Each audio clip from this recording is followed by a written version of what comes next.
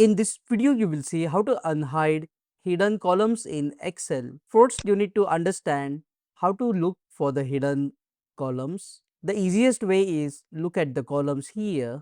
You will see the dark line. For example, here is the dark line. That means the column is hidden here. You can see that after B there is no C column and it's directly D. Similarly, here also you see this dark vertical green line which tells that the column is hidden here as well. So to unhide these columns, first you just need to select the besiding columns like this and then right click on the column here and you will see the option of unhide column.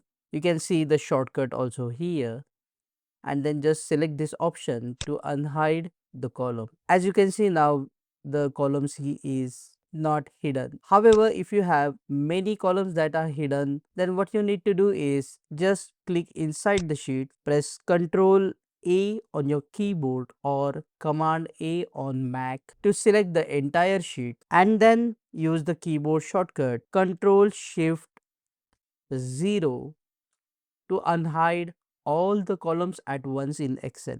Click on that like button, comment below and let me know if this video solved your problem. And don't forget to check out these useful videos if you want to learn Excel quickly. See you again in the next one.